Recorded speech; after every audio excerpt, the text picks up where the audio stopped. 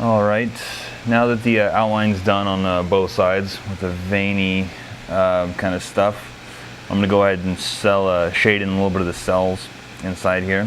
And what I'm going to do, again, just to get rid of any kind of little bits of lettering just hanging around left there, I'm just going to shade just like the corners of the cells in there, just a little bit. So like it's darker in towards the center and then fades out towards the edge of the wing. So basically what I'm doing is just bringing a little bit of shading in around this edge and fading it out. So it's going to be dark and then just get a little lighter and just kind of fade out into the skin tone right there. So I'm really not changing it too much. I'm just adding just a little tiny bit more to it just to, you know, just to bring out a little more detail and dimension in it. So again, I'm going to go ahead and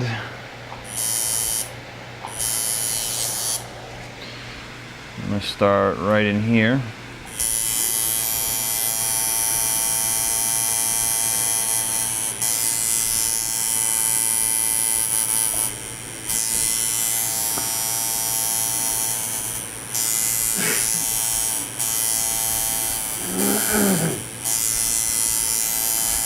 And again, I'm just doing real light, just little bits in the corners.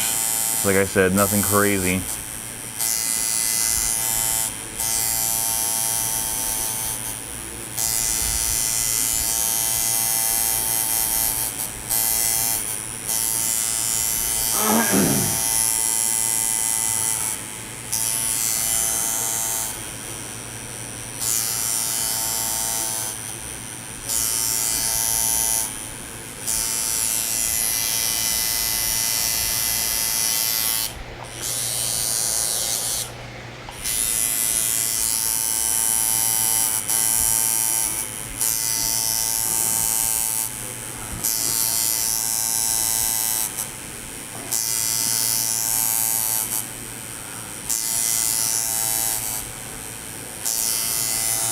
Now again, I'm using a relatively light wash on this.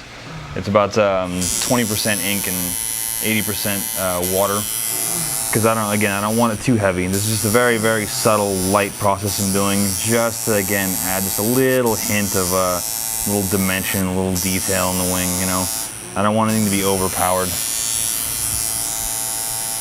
So basically when it heals, you know, it'll fade out into skin tone. It'll have a very, very subtle, soft look to it, which is pretty much what I'm going for.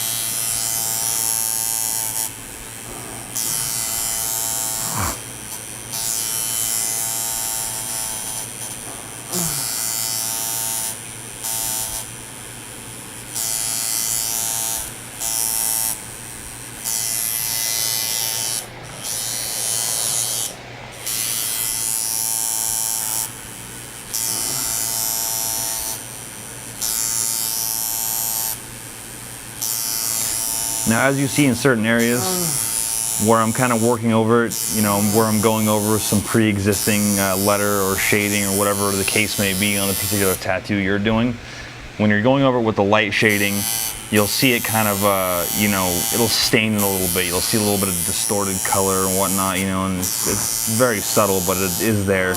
And you as an artist do notice it, but you have to think, you know, the overall picture, once it's all completely done, you have all the shading in there, all the line work's done, and you have a finished product, there's going to be so much more fresh, clean skin that you did with good, correct, you know, good color balance and contrast between your lights and darks that, you know, in the grand scheme of things, you know, a little spot on one of the wings that might have a little blotchiness to it really isn't going to have any effect on the tattoo. You know, it might bug the crap out of you as the artist, but generally speaking, you know, it'll be finished. You won't see any of the cover up, you know, except you personally again, but it'll be completely acceptable. It'll be nice. It'll be a nice piece, and that's something you kind of just have to decide for yourself, the best way to go about doing that and how extensive you want to go into it.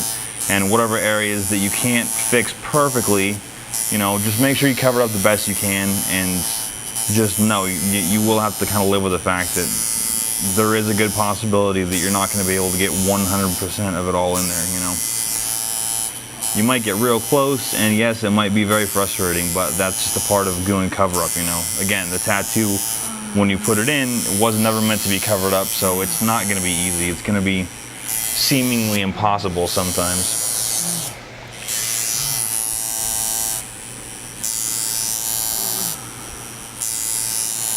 And a black and gray cover-up is going to be much trickier than a color cover-up too, specifically because of that. When you're dealing with colors and stuff like that, when you get stuck in an area like that, if you're doing a full color piece, all you have to do is kind of blend some other colors in and around there, and it'll just look like that's what kind of color palette you used. You know what I mean? It'll look like that was purposeful.